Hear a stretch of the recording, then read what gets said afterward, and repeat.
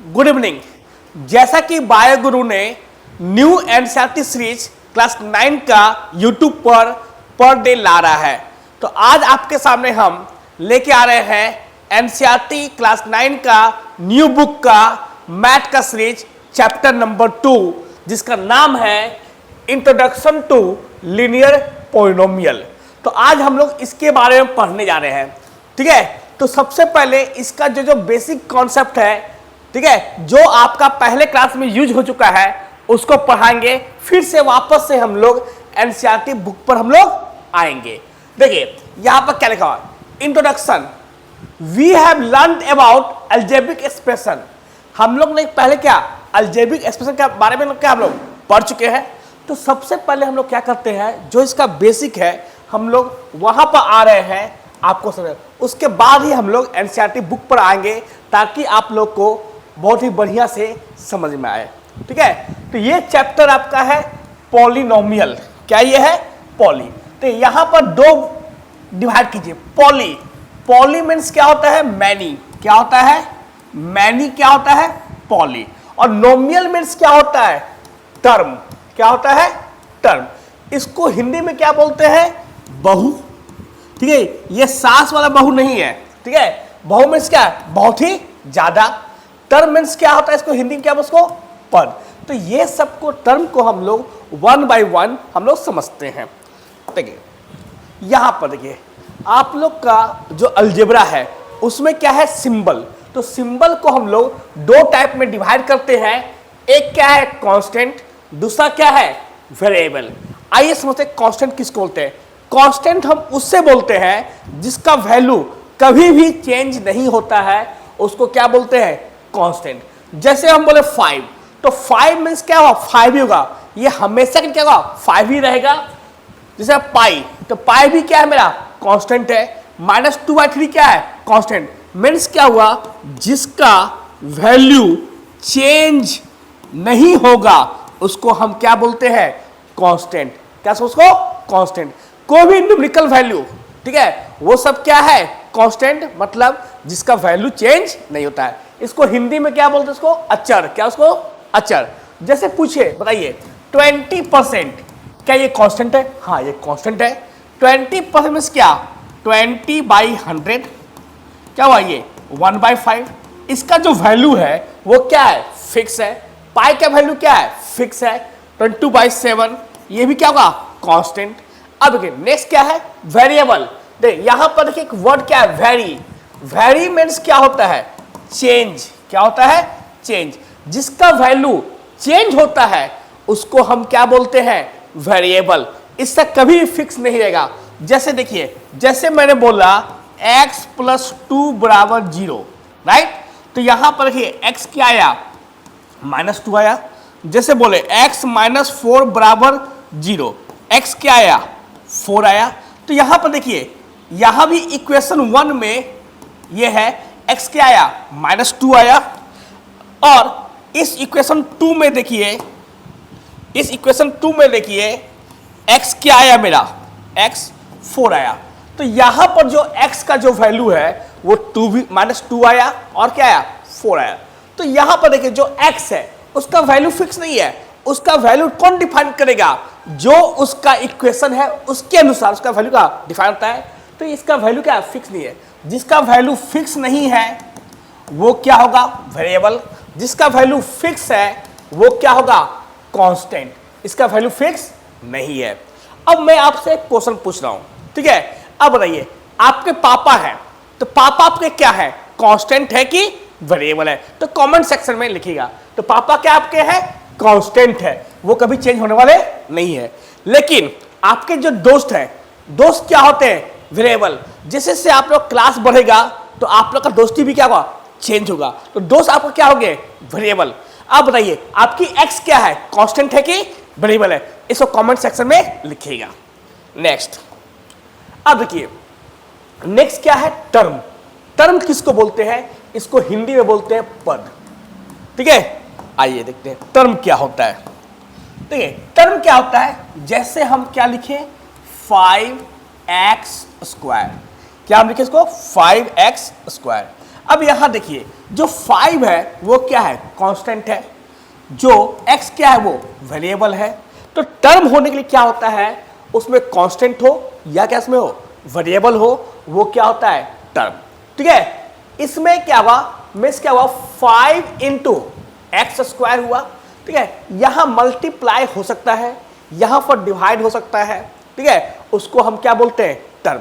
तो कहने का मतलब हम ये बोल सकते हैं कि यहां पर क्या है कांस्टेंट है और कौन है वेरिएबल होगा। जब कभी आपका कांस्टेंट और वेरिएबल होगा मीन्स अचर होगा और क्या होगा चर होगा, तो वो क्या होगा टर्म होगा। अब देखिए जैसे आप बोलेंगे क्या सर एक्स स्क्वायर क्या ये आपका टर्म है, बोलेगा हाँ ये टर्म है, लेकिन सर आपने तभी बोला कि कांस्टेंट और वेरिएबल होना चाहिए। हाँ देखिए यहां भी क्या है कांस्टेंट और वेरिएबल है, लेकिन देखिए यहां कुछ नहीं लिखा है, मीन्स क्या है यहां पर 1 छिपा हुआ है। तो 1 क्या हो गया मेरा कांस्टेंट और x क्या हो गया इसमें वेरिएबल हो गया। ठीक है, तो इस प्रकार से ये भी क्या आपका टर्म है। जैसे मैंने बोला 5, क्या 5 आपका टर्म है, तो हाँ टर्म है, लेकिन सर यहां पर तो वेरिएबल है नहीं। अब देखिए हम लोग पढ़े थे फॉर्मूला x पर पावर 0, x पर पावर 0 क्या होता है 1 होता है। तो क्या 5 को हम लोग 5 इंटू 1 नहीं लिख सकते, क्या लिख सकते हैं। तो क्या हम 1 को x पावर 0 नहीं लिख सकते हैं। तो यहां भी क्या है ये कांस्टेंट है, ये क्या है वेरिएबल है। तो ये सब चीज को हम लोग क्या बोल सकते हैं, इसको हम लोग टर्म बोल सकते हैं। तो देखिए टर्म में क्या क्या आपका आता है। देखिए पहला क्या बोला कांस्टेंट होगा वेरिएबल होगा, फिर मैंने क्या बोला ओनली वेरिएबल होगा, फिर क्या बोला ओनली कांस्टेंट होगा। ठीक है, ये सब जो चीज रहेगा तो हम लोग यहां पर क्या बोलेंगे, इसको टर्म बोलेंगे। टर्म में क्या होता है कि वो गुना और भागा वो होता है। ठीक है, अब टर्म को सेपरेट करने के लिए हम लोग को प्लस माइनस यूज करना पड़ता है। जैसे देखिए जैसे मैंने बोला 5x स्क्वायर बाई 8x, ये भी क्या डिवाइड में है, तो ये भी क्या है आपका एक टर्म है। ठीक है, जैसे बोला 7xyz, ये भी क्या एक टर्म है। x y z a b c, ये कंप्लीट क्या है एक टर्म है। तो टर्म समझ में आया। टर्म में क्या क्या पॉसिबिलिटी है, कांस्टेंट होगा वेरिएबल होगा, ओनली वेरिएबल होगा, ओनली कांस्टेंट होगा। ये सारे में क्या है छिपा हुआ है आपका है कांस्टेंट और वेरिएबल। इसको हम क्या बोलते हैं, इसको टर्म। आइए नेक्स्ट। अब देखिए क्या है अलजेब्रिक एक्सप्रेशन। देखिए अलजेब्रिक एक्सप्रेशन क्या है, ये क्या है कलेक्शन ऑफ टर्म। क्या ये है टर्म का कलेक्शन है। ठीक है, through the plus and minus, उसको हम क्या बोलते हैं अलजेब्रिक एक्सप्रेशन। जैसे देखिए मैंने क्या बोला 5x ये एक टर्म हो गया, मैंने बोला 2y ये क्या है टर्म है, मैंने बोला 5 ये भी क्या है एक टर्म है। अब इन सब टर्म को मैंने क्या किया प्लस और माइनस से जोड़ दिया, तो क्या बन गई ये अलजेब्रिक एक्सप्रेशन। इसको हम क्या बोलते हैं अलजेब्रिक एक्सप्रेशन। आपसे हम पूछेंगे बताइए यहां पर टोटल नंबर ऑफ टर्म कितना है, तो आप कितना बोलोगे 1 2 3, कितना टर्म है 3 टर्म है। ठीक है, जो टर्म है उसको हम लोग प्लस और माइनस से जोड़ेंगे तो क्या बनता है वो है अलजेब्रिक एक्सप्रेशन। जैसे मैंने लिखा ax square plus bx plus c। देखिए ये भी क्या है आपका टर्म है, ये भी क्या है टर्म है, ये भी क्या है टर्म है। तो यहां पर देखिए सब क्या है टर्म है। तो ये जो आपका जब टर्म है इसको हम प्लस से जोड़े हुए हैं या माइनस से जोड़े तो वो क्या होता है अलजेब्रिक एक्सप्रेशन। जैसे मैं लिखा 5x प्लस 2। ठीक है, ये भी क्या है आपका अलजेब्रिक एक्सप्रेशन है। तो इसमें क्या होता है कि दो टर्म को हम लोग एक साथ उसको ज्वाइन करते हैं through the mathematical operation plus और माइनस, उसको हम क्या बोलते हैं अलजेब्रिक एक्सप्रेशन। तो आशा करते हैं कि आप लोग को समझ में आया होगा कांस्टेंट किसको बोलते हैं, वेरिएबल किसको बोलते हैं, टर्म किसको बोलते हैं, अलजेब्रिक एक्सप्रेशन किसको बोलते हैं। आइए अब नेक्स्ट देखिए, जैसे रहा आपका अलजेब्रिक इक्वेशन।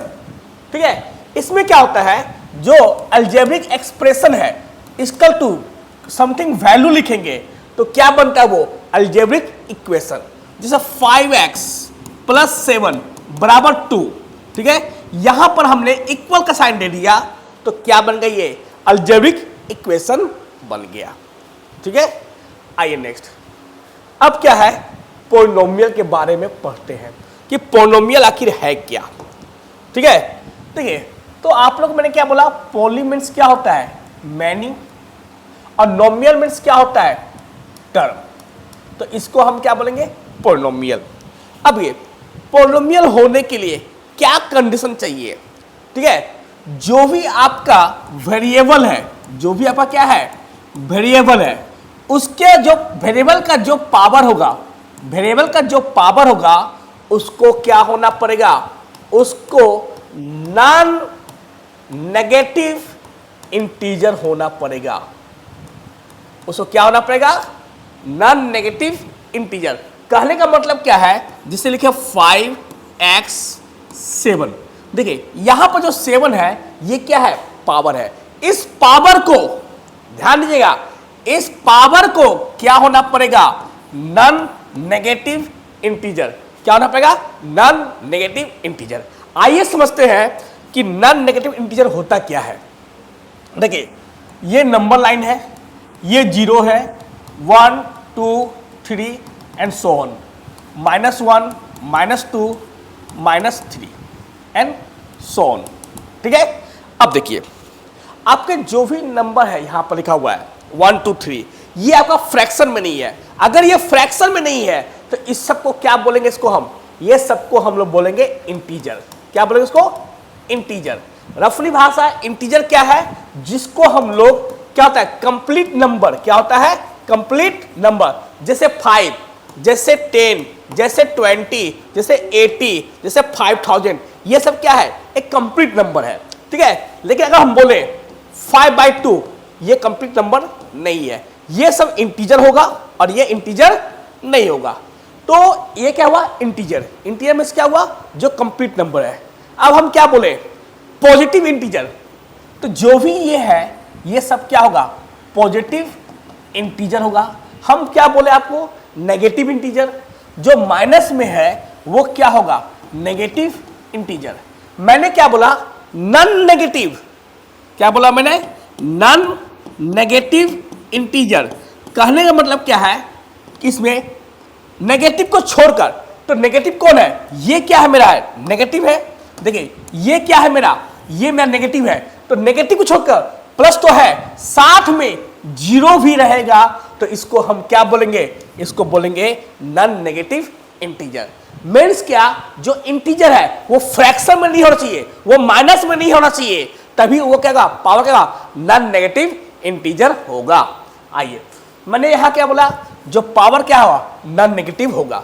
अब देखिए बहुत बच्चे लोग क्या करते हैं कि इसको देखते हैं कि सर ये तो माइनस है, ये माइनस हो सकता है, ये आपका माइनस हो सकता है, लेकिन ये ना तो ये नेगेटिव में होगा, ना तो ये किस में होगा फ्रैक्शन में होगा, ना ये माइनस हो सकता है ना फ्रैक्शन हो सकता है, तभी इसको क्या बोलेंगे, इसको पॉलिनोमियल बोलेंगे।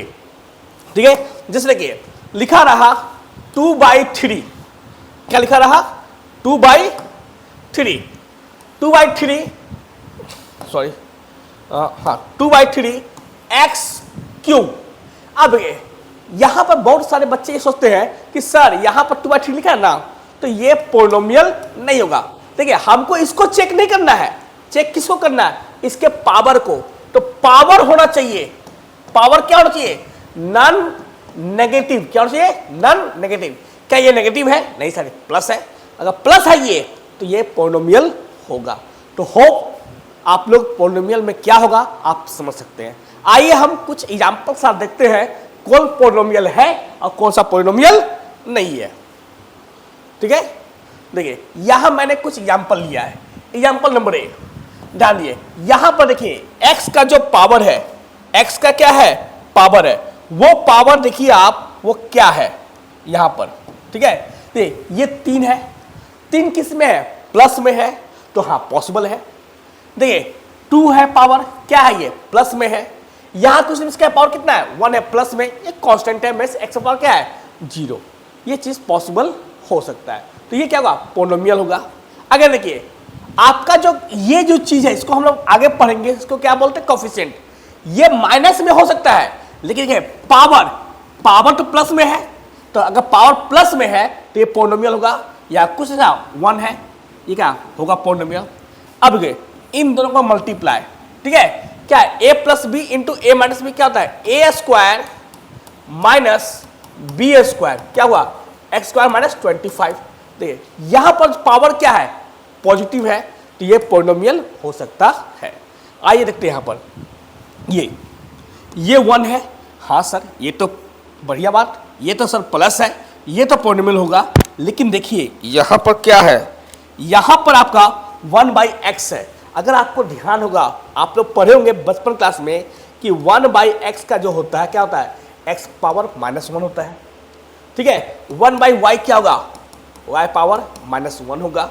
तो यहां पर देखिए क्या लिखा हुआ है 1/x लिखा हुआ है, दैट मीन्स ये जो वैल्यू है x पावर क्या है -1 है। अगर ये नेगेटिव है, अगर ये क्या है नेगेटिव है, तो ये कभी भी आपका पोलिनोमियल नहीं होगा। मैंने क्या बोला था कि इसको क्या होना पड़ेगा, इसको नॉन नेगेटिव होना पड़ेगा। लेकिन मीन्स क्या हो आधे वो 0 हो या पॉजिटिव हो, यहां पर क्या है नेगेटिव, इसलिए ए तो होगा, बी भी होगा, सी भी होगा, लेकिन डी भी पोलिनोमियल नहीं होगा।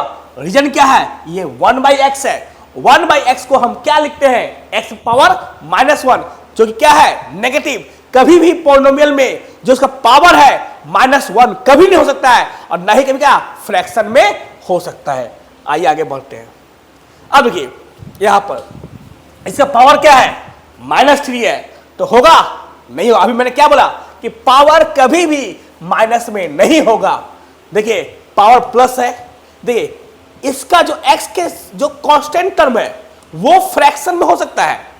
जो कांस्टेंट टर्म जो है x के साथ, ठीक है 5/3, ये क्या है कांस्टेंट है, ये क्या है वेरिएबल है। हमको वेरिएबल का पावर चेक करना है कि वो क्या है। अगर यहां कुछ नहीं है मींस 1 है, तो ये पोलिनोमियल होगा। लेकिन 5/3 x पर 1/2 रहा, ठीक है, ये किस में है, ये तो फ्रैक्शन में है, तो ये नहीं होगा, ये पोलिनोमियल होगा, ठीक है।